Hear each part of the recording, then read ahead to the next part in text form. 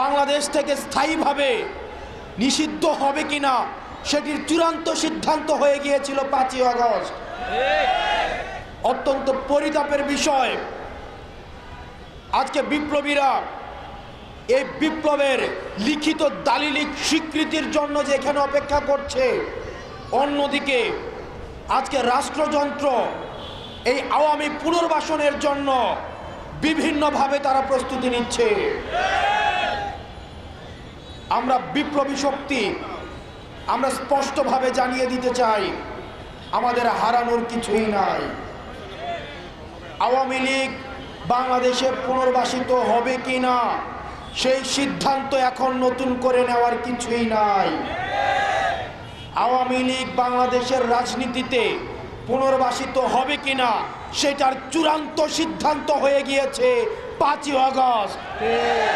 সুতরাং যারা আবার নতুন করে আওয়ামী রাজনীতির পুনর্লিখন করতে যাচ্ছেন, আপনাদেরকে বলতে চাই, এই বাংলাদেশে আওয়ামী লীগের রাজনীতি পুনর্বাসিত হবে কিনা সেটা এখন প্রাসঙ্গিক আলাপ নয়, বরং আওয়ামী লীগের প্রত্যেকটা নেতাকর্মী ওয়ার্ড থেকে শুরু করে কেন্দ্র পর্যন্ত প্রত্যেকটা নেতাকর্মীকে তাদেরকে বিচারের আওতায় নিয়ে আসতে হবে।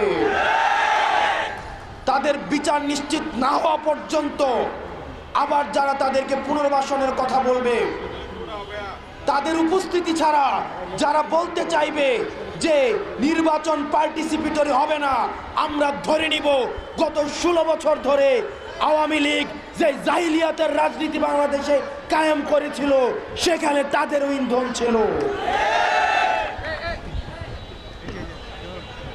আজকে আমরা তরুণ প্রজন্ম, আমাদেরকে রাস্তায় নেমে আসতে হয়েছে, আমাদেরকে রক্ত দিতে হয়েছে, আমাদেরকে ভয়কে জয় করতে হয়েছে।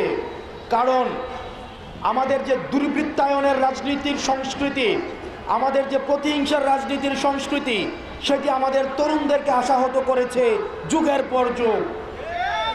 আমরা জনকল্যাণমূলক রাষ্ট্র করতে পারি নাই, আমরা রাষ্ট্রের মধ্যে নাগরিক হয়ে উঠতে পারি নাই। আমাদের অতীতের যে রাজনৈতিক যেই কাঠামো রয়েছে, সেই রাজনৈতিক কাঠামো আমাদেরকে নাগরিক অধিকার থেকে আমাদেরকে ইতিহাসের স্তরে স্তরে বঞ্চিত করেছে। এই তরুণ প্রজন্ম বঞ্চিত হয়েছে। আমাদের এই বঞ্চিতের ক্ষোভ থেকে, আমাদের দ্রোহের আগুনে, আমরা এই দ্রোহ দিয়ে আমরা ফ্যাসিবাদ মুক্ত বাংলাদেশ করেছি।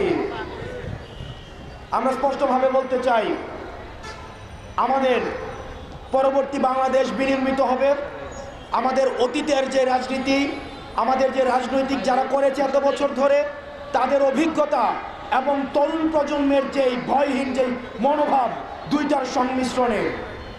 কিন্তু এখানে যদি তরুণদেরকে মাইনাস করার কোনো ধরনের চিন্তা থাকে, এই যে গণ অভ্যুত্থানের একক এজেন্ডা, একক টেন্ডারের এক ধরনের প্রবণতা আমরা দেখতে পাচ্ছি, যদি এটা হয়ে থাকে, যদি এটা মনে করা হয়ে থাকে, এই গণ অভ্যুত্থানে আমরা স্পষ্টভাবে বলতে চাই, এই গণ অভ্যুত্থানে সকল ক্রিয়াশীল রাজনৈতিক যে দলগুলো ছিল, সেগুলো ফ্যাসিবাদ বিরোধী যে রাজনৈতিক দলগুলো ছিল, সেগুলো বৈষম্য বিরোধী ছাত্র আন্দোলনের নেতৃত্বে এসে আমরা এই ফ্যাসিবাদের আমরা সমূল উৎপাদন করেছি।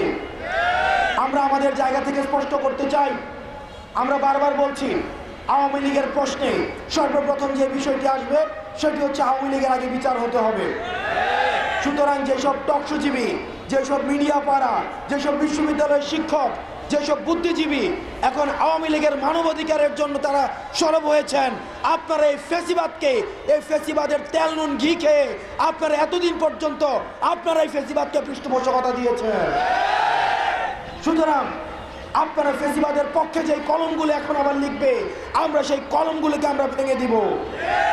ফ্যাসিবাদের পক্ষে যেসব মিডিয়া কথা বলবে, আমরা সেই মিডিয়ার বিপক্ষে আমাদের অবস্থান আমাদের অব্যাহত থাকবে।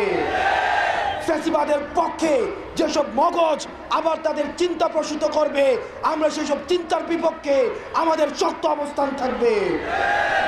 আমরা বারবার বলছি, আপনারা যদি এই তরুণ প্রজন্মর কথা আপনারা বুঝতে ব্যর্থ হন, আওয়ামী লীগের যে পরিণত হয়েছে পরবর্তীতে যারাই নীতি নির্ধারণের পর্যায়ে আসবে এই তরুণ প্রজন্মের ভাষা যদি আপনারা বুঝতে ব্যর্থ হন, তাহলে আওয়ামী লীগের পরিণতির মতোই আপনাদের পরিণতি হবে।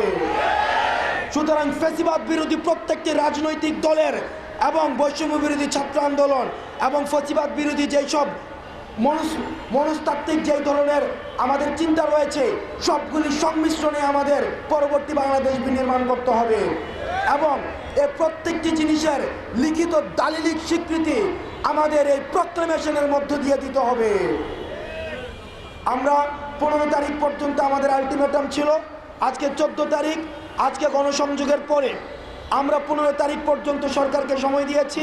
এই অন্তর্বর্তীকালীন সরকার কমিটমেন্ট দিয়েছে আমাদেরকে রাজনৈতিক ঐক্যমত্যের ভিত্তিতে আমাদের এই প্রক্লেমেশন অফ রেগুলেশন সেটিকে স্টেট থেকে এন্ডোর্স করবেন।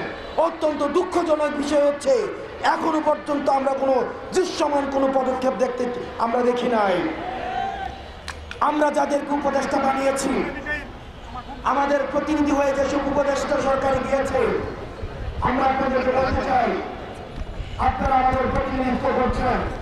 আপনারা যদি কোনো কারণে মনে করেন যে আপনারা প্রক্লেমেশন দিতে এবং জন আকাঙ্ক্ষার প্রতিফলন ঘটাতে আপনাদের রাষ্ট্রীয় কোনো বাধা রয়েছে, সেটি আপনারা জনগণের সামনে প্রকাশ করুন। আমরা যেভাবে অগাস্ট মাসে রাস্তায় নেমে এসেছিলাম, ঠিক একইভাবে আমরা আবার রাস্তায় নেমে আসবো। এই প্রক্লেমেশন দিতে আপনাদের বাধা কোথায়, কারা বাধা দিচ্ছে, কোন ডিপ স্টেট আপনাদেরকে বাধা দিচ্ছে, সেগুলো আপনারা জনগণের সামনে প্রকাশ করুন। যদি আপনারা সেটিতে ব্যর্থ হন, তাহলে উপদেষ্টার কাতার থেকে আপনারা আবার জনগণের কাতারে নেমে আসুন। আমরা একসাথে মিলে আমরা যেভাবে হাসিনার পতন ঘটিয়েছি, প্রয়োজন হলে আমরা সেভাবে আবার আমাদের এই প্রক্লেমেশন আমরা আদায় করে নিব। প্রিয় সহযোদ্ধা, আমরা আমাদের এই যে দেশ গঠনের সংগ্রাম আমাদের অব্যাহত থাকবে।